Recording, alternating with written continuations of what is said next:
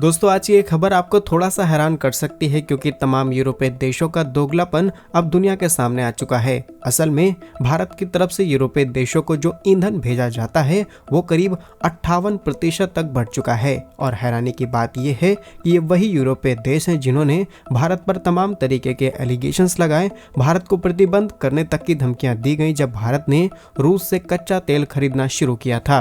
और यूरोपीय देशों के इसी दोगलेपन पर भारत के कई मंत्रियों ने जवाब देना शुरू कर दिया है। दूसरी खबर भारत और ब्राजील से सामने निकल के आ रही है, जहां पर ब्राजील जल्द ही भारत के साथ Akash next generation air defence system को खरीदने की तैयारी में है। जल्द ही गवर्नमेंट टू गवर्नमेंट एग्रीमेंट किए जाएंगे। तीसरी खबर भारत के तेजस फाइटर जेट से सामने निकल के आ रही है, जहाँ पर कई ऐसी रिपोर्ट्स में ये कहा जा रहा है कि जब अमेरिका भारत को F404 इंजन की सप्लाई नहीं कर सकता तो क्यों ना तेजस में हम F414 इंजन का इस्तेमाल करें। और चौथी अपडेट कनाडा से सामने निकल के आ रही है, जहां पर कनाडा ने अब अपनी कूटनीतिक क्षेत्र में कई बड़े बदलाव कर दिए हैं जो आगे चल के भारत के लिए दिक्कत बन सकते हैं। आइए आज के इस वीडियो में सारी इंपॉर्टेंट अपडेट डिटेल्स में आपको बताते हैं। यदि आपको हमारी ये न्यूज सीरीज पसंद आ रही है तो आज की इस वीडियो को लाइक और चैनल को सब्सक्राइब जरूर कीजिएगा। सबसे पहले भारत और यूरोपीय यूनियन से आ रही खबर की बात की जाए तो रिसेंटली भारत के minister of petroleum and natural gas Hardeep Singh Puri ji की तरफ से स्टेटमेंट दिया जाता है कि भारत ने जिस प्राइस पर रशिया से कच्चा तेल खरीदा है और जिस अमाउंट में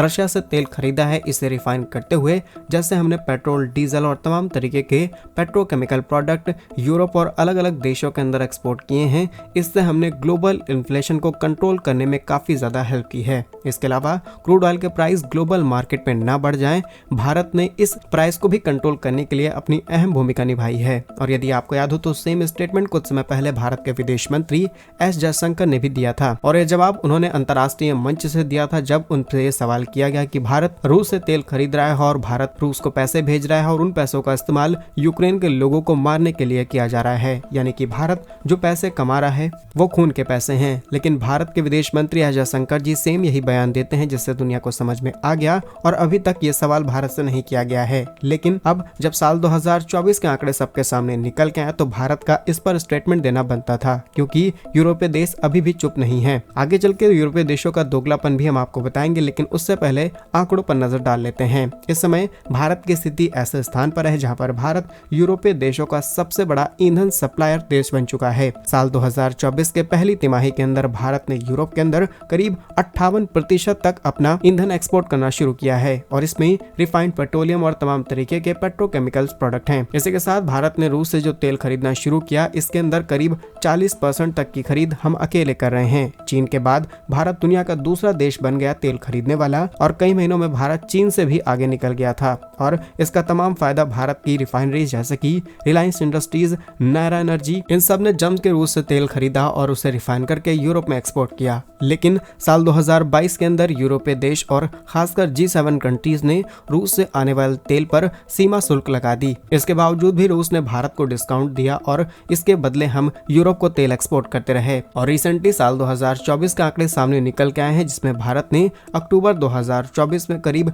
2 बिलियन यूरोस का कच्चा तेल खरीदा है। लेकिन ये बात आपको हैरान कर सकती है, जहां पर यूरोपीय देश एक तरफ भारत पर सैंक्शंस लगा रहे हैं, वहीं रूस के ही तेल का इस्तेमाल अपने देश में कर रहे हैं और ये देश भारी मात्रा में न्यूक्लियर फ्यूल रूस से इंपोर्ट कराते हैं। इसके अलावा नेचुरल गैस भी रशिया से इंपोर्ट कराई जाती है और इन यूरोपीय देशों ने एक भी तरीके का प्रतिबंध रूस पर नहीं लगाया, खासकर न्यूक्लियर फ्यूल और नेचुरल गैस के अंदर सिर्फ क्रूड ऑयल पर सैंक्शंस लगाया, क्योंकि उस सेक्टर को आसानी से बाईपास कर सकते थे, उसे मिडिल ईस्ट या फिर भारत जैसे देशों से खरीदा जा सकता था। इसीलिए इस बात से आप अंदाजा लगा सकते हैं कि ये देश कितने बड़े दोगले हैं। बाकी इन देशों की इस हरकत पर 2 शब्द कमेंट्स में। अगले इंपॉर्टेंट डेट की बात की जाए तो भारत और ब्राजील से सामने निकल के आ रही है, जहां कुछ दिनों बाद पीएम मोदी ब्राजील की यात्रा पर जा सकते हैं। वहीं उससे पहले भारत और ब्राजील के बीच में आकाश NG, जिसे next generation air defence system कहा जाता है, इसको लेकर के गवर्नमेंट टू गवर्नमेंट एक एग्रीमेंट किया जाएगा। भारत का ये एयर डिफेंस सिस्टम काफी कम कीमत पर और एडवांस क्वालिटी के साथ डिजाइन किया गया है, जिसकी पसंद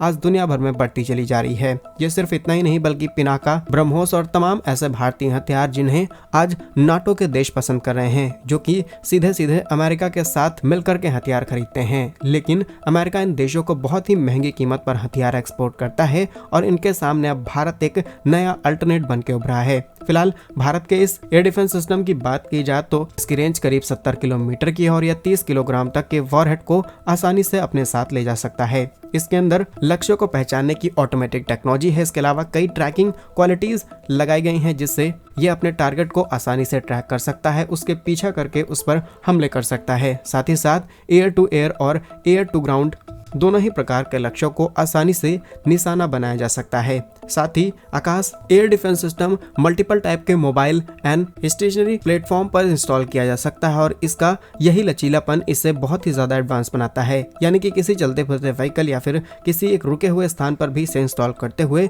इस्तेमाल किया जा सकता है। सोचने वाली बात यह है कि ब्राजील एक साउथ अमेरिकन कंट्रीज है, चाहे तो ये अमेरिका के साथ मिलकर के कई हथियार खरीद सकते हैं, लेकिन हम ब्रिक्स को मजबूत कर रहे हैं और इसके तहत ये हथियारों की खरीदारी इन देशों ने आपस में करनी शुरू कर दी है और ब्रिक्स की यही टारगेट है कि किसी तरीके से वेस्टर्न वर्ल्ड को कमजोर किया जाए। नेक्स्ट इंपॉर्टेंट अपडेट की बात की जाए तो भारत के तेजस फाइटर जेट से सामने निकल के आ रही है, जहां पर अब कुछ डिस्कशंस होने शुरू हो चुके हैं ऑफिशियल्स के बीच में कि क्यों ना तेजस MK2 के अंदर जो इंजन लगाए जाने हैं दैट इज F414 क्यों ना इनका इस्तेमाल किया जाए, क्योंकि अमेरिका के पास ऑलरेडी इतने सारे ऑर्डर्स आ चुके हैं GE F404 इंजन के जिनका इस्तेमाल हम तेजस MK1 में करने वाले हैं। तो क्यों ना जब अमेरिका के पास F414 की सप्लाई है तो क्यों उसे न मंगाया जाए। साथ ही डिटेल्स के मुताबिक देखा जाए तो इसमें कई मॉडिफिकेशंस करते हुए इस इंजन का इस्तेमाल किया जा सकता है। अगर बेसिक डिटेल्स की बात की जाए तो दोनों ही इंजन की लेंथ करीब 154 इंच की है, लेकिन डायमीटर में कुछ चेंजेस देखने को मिल सकते हैं। जहां F404 35 इंचेस का है, वहीं 414